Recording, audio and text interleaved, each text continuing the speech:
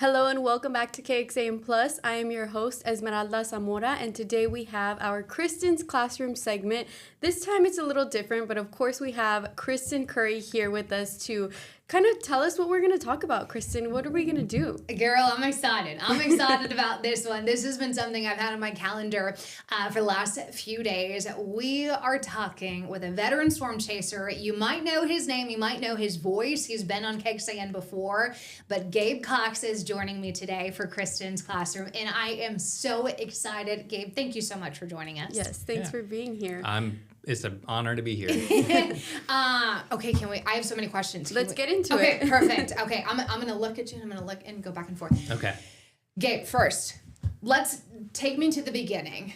Where did you grow up? How did this start? The love of weather, where did it all come from? Yeah, I was born with it. Yeah. My parents actually have a photo of me at 3 years old, having fallen asleep outside watching the clouds. So just deeply ingrained into who I am. So born and raised in Maine. Okay. Don't get a lot of tornadoes in Maine. They average about 2 a year. Okay. So when I started chasing storms, I just loved the weather. The only thing I could chase were blizzards. So that's where I started. Got my car stuck in snowdrifts a couple of times. And as that happens. yeah, chasing coastal storms. But that's how it started. And, in high school, my plan was always to be a meteorologist and go to school for meteorology. And then wouldn't you know it, I had dyslexia. Didn't realize it. So math was not my strong suit. Meteorology is all math. A lot of math, yes. So I was kindly refused at all of the colleges that I applied to and started going to school for film. Okay, and so you have that film background, but I'm sure with years of chasing, you pick up with the meteorology. Yes, and it was actually because of film that I got into this as much as I have. Yeah. So when I was living in Jacksonville, Florida, at a film job, I saw a funnel cloud above the tree line one day, or what I thought was a funnel cloud. Yeah. And I had ridden my bike to work that day, so I got back on my bike and rode towards it. And when I came around the corner, there was a water spout moving through downtown Jacksonville on the river. And so my first storm chase was on a bicycle. Oh my gosh. It ended up lifting. I went back to the office, and soon after that, it dropped another tornado on land, moved over our office, and I ran outside with a camera, and I just fell in love all over again. Well, I don't know if, Esme, you have that first video where he's literally underneath that tornado. We'll find that for you. These are others tornadoes. If it comes up, we'll draw attention to it, since this is kind of a compilation of all your work, which is mesmerizing. Incredible. I will tell you. Yeah. Okay, so that's the background. So how many years would you say, like, officially storm chasing? As a career, I've been storm chasing since about 2011. Okay.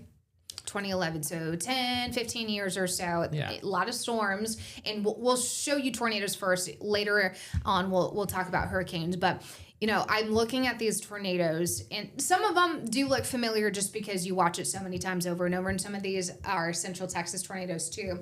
This one in particular, though. That's my first plains tornado.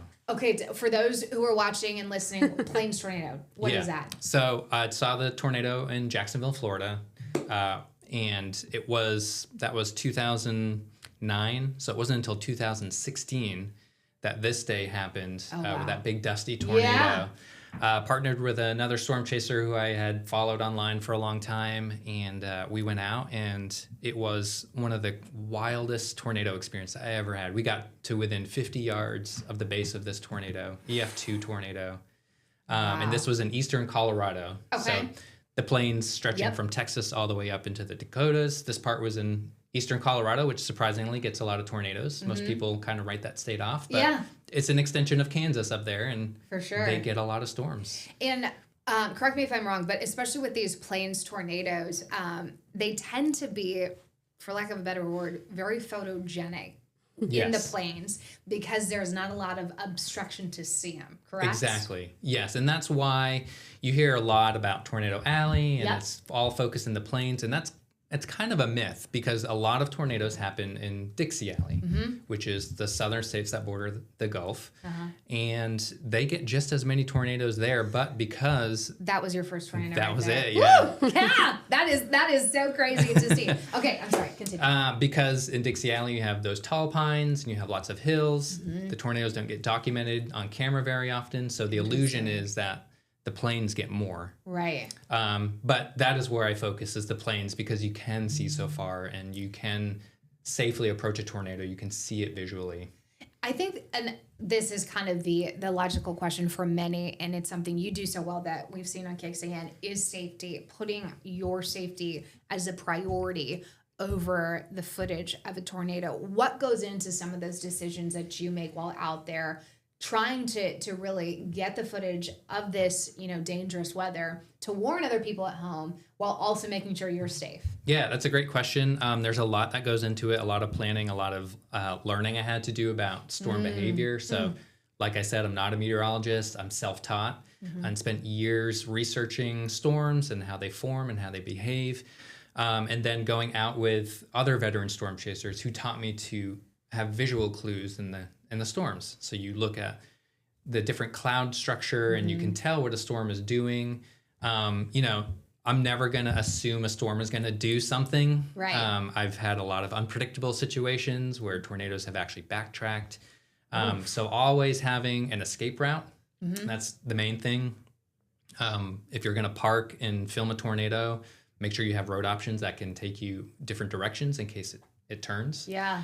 And just being, visually aware of everything that's happening around you. It's a lot of people, like they see the footage and you're looking at a very small sliver of reality, but the 360 experience is chaotic. There's a lot of lightning, there's hail, there's wind, there's other storm chasers you have to watch out for. Absolutely. I was going to ask you about that because that seems to be kind of a topic of discussion in our meteorology world right now is storm chasers professionally and, maybe amateur storm chasers out there and creating an unexpected safety hazard of clogging up some of those backcountry cornfield roads, that only have one lane each direction. Yep. Have you encountered that? Have you seen or noticed that? Yeah, absolutely. Yeah, it's definitely a problem. And I can't point the finger because I'm out there too. I'm one of the cars in the line.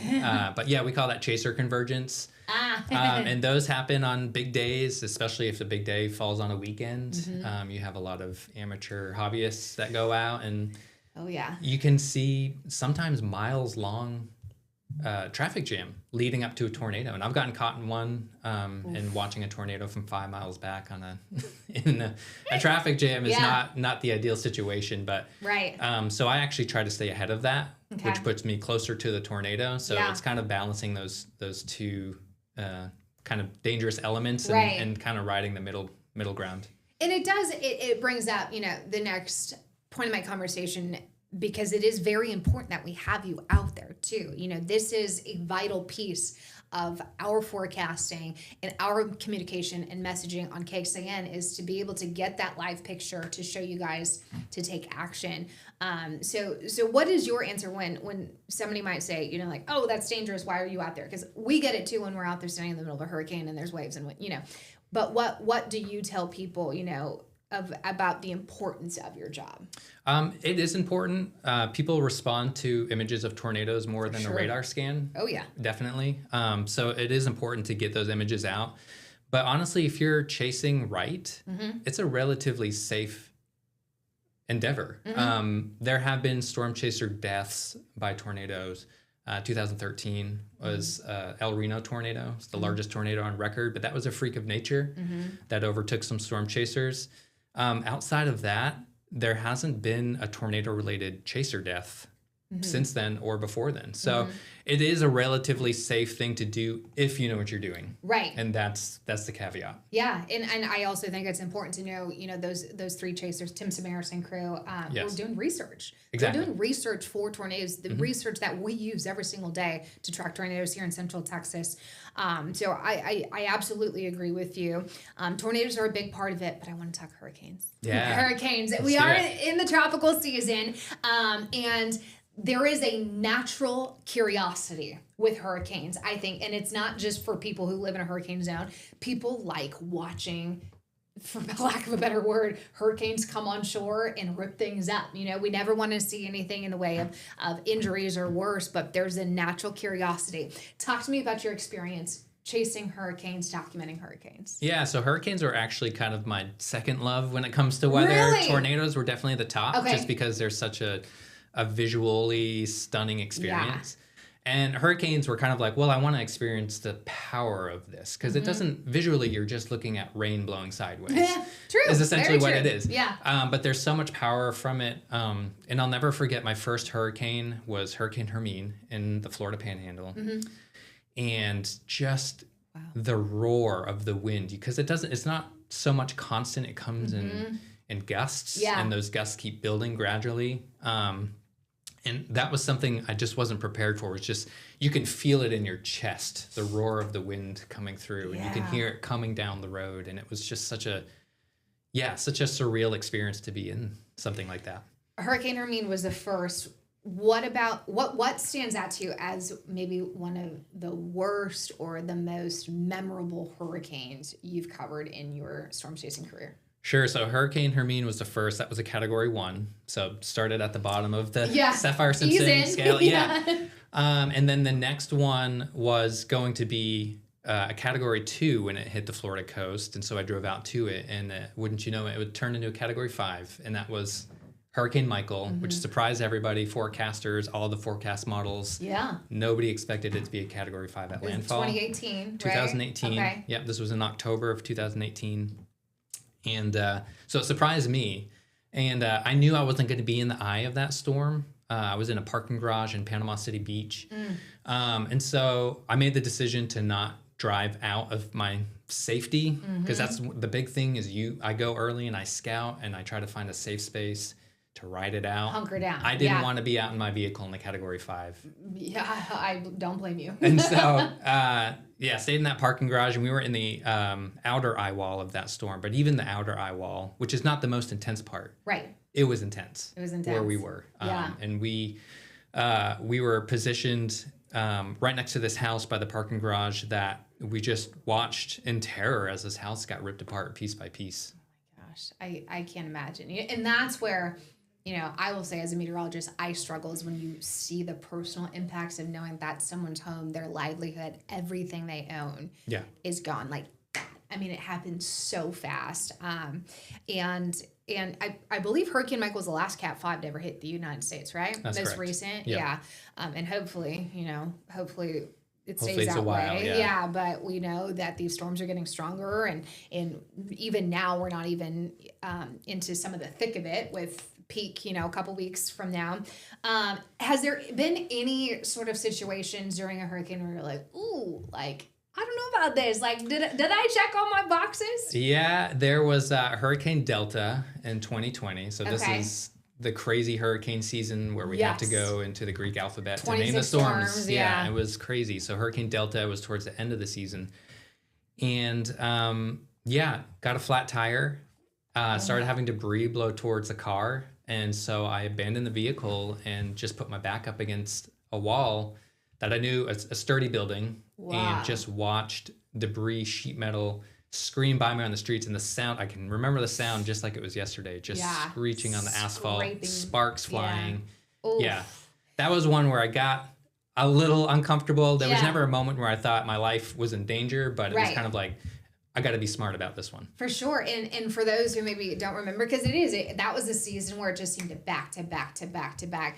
I was actually out in Lake Charles covering Hurricane Delta as well. And this was 2022. And I remember driving into the Lake Charles area and thinking, the hurricane's not even here yet. And everything was destroyed because Right. Hurricane Laura had come 6 weeks prior, which today is the anniversary of Hurricane Laura. Hurricane Laura came in Category 4. Yes. 6 weeks later, Hurricane Delta pretty much followed a very similar path. And I remember thinking, I'm not going to be able to know what damages from which storm because everything had already been, there were piles of debris, pieces of sheet metal, roofs ripped off already. And you're thinking, hurricane's still 100 miles offshore. Yeah. That It was one that of a bad several one. hurricanes to hit Yes. Louisiana that year. Yeah. And my chase partner and I kept saying, like, I really don't want to come here. Like, I feel so bad for these people. It's Yeah. relentless. Yeah. But yes, we were in the hurricane that devastated Lake Charles as well. Okay. We were positioned in a parking garage again Yeah. by a glass-faced building. Anyone who's familiar with the hurricane probably knows, or is familiar Right. with Lake Charles, probably knows this building. And just all night, we just heard the glass busting out of this building and just swirling around the parking garage. It was a really, really scary situation to Yeah. be in. And it was at night, so you couldn't really see anything. Yeah. But yeah, that's a memorable one for sure. And it's important to note you mentioned this because this is something I get asked too about, like, well, where do you even go? What are you looking for when you go chase a hurricane? Parking garages are usually the default. Yeah, it's a great sturdy place to be. It allows you to have a place to film. Yep. And be able to see what's going on around you, and it's elevated in case you have to deal with storm surge. Absolutely. Elevated concrete. That is what those two things I'm looking for, you know. Check and check. Exactly. Now, kind of pivoting a little bit, you have obviously been a dear part of our KXAN weather family for a few years, but you have not just been on our airwaves. You have had some really cool opportunities for more of a national, international audience. So I want you to brag. I want to know, what are some of those highlights of your career of thinking, yeah, I actually got to be a part of that, or they used stuff that I shot. What were those? Yeah, one of the big ones was Earthstorm on Netflix. And that, I think, at least the one before that was that beautiful, like, dirty looking tornado. Yes, and they actually used that as the poster for the series. That's so awesome. So I'm not in the tornado episode, but you can see a lot of my footage in the episode. I was, however, in the hurricane episode for chasing Hurricane Ida. Okay. And originally I was just hired to forecast for the film team. Wow. And they had some issues when the hurricane hit, and they knew that I was there. And so they said, would you like to be a part of the program? I said, absolutely. Yeah, I would here. love to. Yeah, Yeah. please. And so it was really cool to go from behind the lens to being in front of it. A little nerve-wracking on such a big platform. But yeah, it was a really cool experience. And I love because I remember when this episode first came out, I actually told the audience on KXAN, I'm like, you got to watch this because it is so cool. Because it not only features, you know, what it's like chasing a hurricane, but it also gives a personal look at what you guys do too. And I'll never forget, you know, when you said you had to say, you know, to your daughter, is like, I'm gonna go out and do this, and there's always maybe a family member, a little hesitation of like, wait, Dad's doing what? Yeah. But I liked that the show shined a light on that of like, you guys are humans too, but there's a purpose in what you're doing. Yeah, I mean, it's always the family and storm chasing balance is always a struggle for sure. I bet. And my wife and I have had lots of long conversations about it, and it's give and take. But yeah, that storm specifically, my daughter really didn't want me to go, and I had already committed. So that was a really hard one, and that stuck with me in the storm, and it actually kept me probably from taking bigger risks than I would have. Interesting. Just okay. having that in the back of my mind, like, does she know something I don't know? Yeah. So yeah, I played it safe on that one. Interesting. Okay, Earthstorm, what else? This was a big surprise last year. I was in the theater with my family. We had just gone to see Twisters, and during the end credits, I saw two of my clips pop up on the screen as part of the Twisters end credits. I mean, that, as I think someone in the weather world, is like the top. Like, I'd be wearing a shirt with that. I was so excited. My video was in Twisters. You know? I think I scared my daughter because when it popped up, I kind of like had this gut response, like, oh my gosh, that's my footage. That is so cool. Which they did license. They didn't steal it. Right. It was done through a third-party licensing agency, so I didn't know the end client. Wow. But yeah, that was a fun surprise. And then I think I read somewhere, Weather Channel has used some of your footage as well. Yeah, I've been on the Weather Channel. I've been on a couple of their shows that they have, That's interviews, on the phone. And you know, it's one thing because obviously KXAN uses, you know, your videos when you're out there. You've been on our TV live streaming. I've seen Chief Meteorologist Nick Bannon talking with you as well. What about what you do? I mean, because we were talking about the podcast that you have. Talk to me more about that. Yeah, so, you know, a lot of people would ask us for stories about storm chasing, and we would all share stories. I did that. Yeah. I'm like, I want to know everything. Yeah, a lot of people do, and there are a lot of stories to tell. And, you know, just me and my friends like to talk about the weather anyway. Yes. So we're like, let's just record it. Yeah. And make it available. And so we did that. We just recently rebranded to Storm Reel and launched season 3. So this is our third year doing it. How cool. And then the other fun part of it is we get to invite guests, and that's really, it's a selfish thing. Like, we're just inviting people who we want to talk to. Right. We got to interview the Weather Channel's Mike Bettis the other day, which was I've been watching him since I was in high school. Yeah. So that was a huge honor and such a fun show to be able to talk to him and pick his brain and hear about his storm stories. Yeah, I bet I would. What episode's that? Because I want to hear about what he went through with El Reno Episode too. 2. Yeah. Okay. Yeah. That is so interesting. Where do we find this? How do we get our hands on this? Yeah. So the podcast is available on every podcast platform. Okay. Spotify, Apple Podcast, you name it. It's on there. You can go to our website, stormreel.com, and you can find the podcast on there as well. Okay. And on YouTube. Perfect. I love, and you've got a partner doing this with too, correct? Yeah, so the co-host is my buddy and storm chaser, Jeremy Heyman. He's up in Colorado, so it's a good excuse for us to connect. Absolutely. We still have some time, right? I want to ask, one more thing, especially because, this is Kristen's classroom and we're so grateful that you're doing this. If there is a kid, a student out there listening, watching, and seeing that footage and saying, I want to do that too. I think that looks like fun. I think I can make a difference. What does that conversation start with? What would you encourage them to do? Yeah. First of all, most important, I'd say don't give up on that dream. I hit my roadblocks, like I said. Yeah. I was rejected by meteorology schools. And so I found another route to get into it. Just keep pushing forward and put one foot in front of the other. But start with the National Weather Service. Local National Weather Service offices host storm spotter training in person.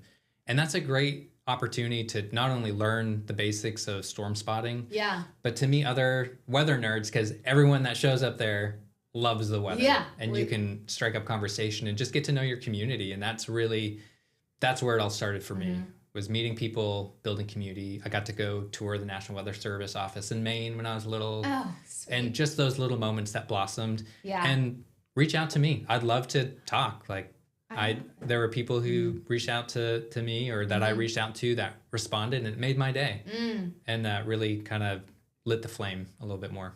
Do you ever, when you're out there chasing, whether it's here in Texas or elsewhere, does anyone ever kind of stop you and be like, are you a storm chaser? When they see like the inside of your car with I'm sure with the phone, with the radar and everything. Yeah, I try to be as incognito as possible. I bet. Just so I can, focus on the storm. But yeah, there are definitely people who stop, and you get a mixed bag of responses from that. It's either like, you're crazy, or that's so cool. Yeah, I think, sometimes storm chasers, for better or for worse, with movies, TV shows, you have this idea of them wearing helmets and knee pads, and they've got all the which are necessary in some situations. With the tools all over their cars. But I also think, there is so much we know about weather because of chasers. And I think that's almost underestimated.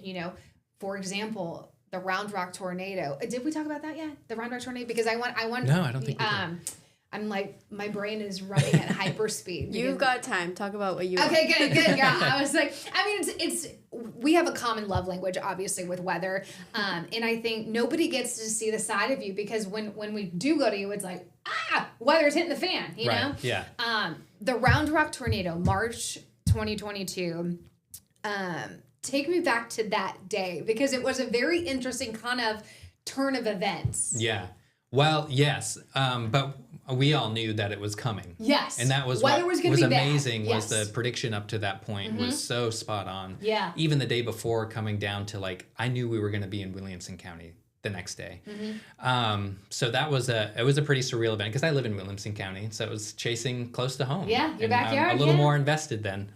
So keeping my family up to date on things and letting them know you're safe or you need to take shelter. Yeah. So balancing that while storm chasing. But no, we were actually driving south to Elgin that day. There was a tornado warning there, and we were on our way there, and we had the live stream ready and waiting in case we saw anything. And we heard over the live stream you point out that there was a tornado unwarned on one of the tower cams crossing over the 45 flyover. Yeah. And we immediately did a U-turn. We would not have seen that tornado that day if we hadn't heard that. Immediately did a U-turn and we intercepted it just near Granger when it was a 1/4 mile wide tornado, which we did not expect. We knew there were going to be tornadoes that day, but this was significant. Yeah. And it was a surprise. It just, even to this day, I mean, that was 3 years ago now. People will come up to me and be like, we were watching when you were screaming about the Round Rock tornado. And I was, not that I lost my cool, but there's a little bit of elevated anxiety in my voice, I think, because we were tracking a different tornado warning storm. There was a tornado warning that just went out for Travis County, for Austin, which means everybody's phones just went off. Tornado warning, cover. And so at the time, Chief Meteorologist David Yeomans, now Chief Meteorologist Nick Bannon, and myself, we were thinking, ooh, okay, like this just upped a level. Yeah. And so I'm looking at these weather cameras, and I was telling Gabe, I see this little debris ball in the side of the camera. And I'm like, what is that? And I panned the camera over to see what it was attached to. And sure enough, there was that cone tornado moving right over I-35. You guys flipped around, you chased it, and it did become a pretty big monster by the time it actually got to Granger, because it was a notable tornado. I mean, it was an EF2 tornado, but by the time it went to Granger, this thing had really gotten big. So it actually widened as it was approaching us. We were parked on 95 just south of Granger watching it, and there was a moment where I realized, oh, we're in the damage path. If we stay here, we're going to be hit, which I didn't want to say over the live stream. Right. So I told Jeff, hey, there's RFD coming. We should probably leave. Rain's coming. Hey, get the hint. We got to go. Yeah. And the tornado widened as it was approaching us. So we're driving away from it. It's widening. So it's almost advancing towards us even faster. And there's a moment trying to pull away. The wind's fighting us. And I look out my window and you can see it in the field beside us. And so that's the moment that's not on the live stream. Right. That's the moment that we weren't even filming. So it's kind of the untold story of that day, but we got just south of it, just in time for it to cross the road as that massive wedge tornado. It makes my heart elevate just talking about it. Yeah. Something though I wanted to circle back on that you mentioned, being in Williamson County, tornado in Williamson County. Is it different when it's your home? Do you when weather is expected to be dangerous in Central Texas? Yeah. Do you tend to favor that area? Oh, 100%. Yeah. Yeah. And just most recently with the floods, the neighborhood that I live in, the south branch of the San Gabriel runs through there and experienced major flooding. And so instead of going out to film the floods further south or in other parts of Georgetown, I hung in my neighborhood and I was the neighborhood watch and keeping the neighbors up to date. And it got to the backyards of some of our neighbors, and luckily it retreated after that. But yeah, it definitely takes on a whole new perspective when it's your home, your community, your family. Yeah, for sure. Your people. And I follow-up question to that, favoring Central Texas and knowing the terrain, knowing the roads a little bit more than otherwise. Is it hectic or just maybe a little bit, what's the right word I'm looking for, when you're chasing a storm that's you're not familiar with the area? Is it a little scary, or is it a little more planning that goes into that? Because I would think in Williamson County, you're like, oh, I know this road and this road, and we can be here and we can. Yeah, it's tougher there's to definitely do. a home court advantage. Yeah. And that's played on our side with the Granger tornado. Even though I know the hill country, I don't like chasing there because it's so hard to see. Yeah. There are hills and forest, and the roads are windy, and there are few road options. So it's a pretty difficult area to chase. And a lot of times when I chase in the hill country, it's just a matter of outrunning the storm. Oof, yeah. But yeah, chasing in unfamiliar territory, that's part of what you learn to do is keeping your maps open and being able to spot areas where there's clear spaces so you can have a view of what's coming. Yeah, no, there's no doubt. And even after dark, a lot of chasers just refuse to go after dark. Yeah, I don't do much after dark. Yeah. I'm mainly out there to film, so after dark you don't see much anyway. Right. So I can happily call it quits at that point. Okay, last question. Is there anything as a storm chaser, you've been doing this for close to 15 years, as a chaser that you have not done yet that's kind of on your bucket list of if I just happen to be in the neighborhood and this happens, I want to get good footage to save someone's life or to convince someone to make a better decision. Sure. That's a great question. My tornado and hurricane buckets are pretty filled. Yeah, I mean, you've done the Cat 5, you've done all the tornadoes. Yeah, I've seen up to an EF4 tornado, and I really don't have a desire to see an EF5 because the only reason it gets that rating is because it does EF5 damage. Yeah. So that's not even on my list. But honestly, it's not even atmospheric. Volcanoes. Ooh. That's kind of the next frontier for me. I would love to see a volcano up close, and might have to fly to Iceland for that, or maybe Hawaii. But yeah, that's a bucket list item. I can see the draw, especially because you have that film background, and when it's not creating any sort of destruction of human property and whatnot, they are stunning. Yeah. I mean, there is something magnificent about watching a volcano erupt, and we've done a few of those with Kilauea being so active recently of the footage. But I agree with you. I want to see it in person. It's just amazing to see these massive natural phenomena up close. Yes. Whether it's an aurora. Ooh, that's got to see that in Maine. Hurricanes, tornadoes. And the thing I tell people is we have this conflict of emotion because we have a passion for it, but on their own, these things are necessary. Mm-hmm. They help balance the atmosphere. It makes our planet livable. Yep. And really, I find them beautiful.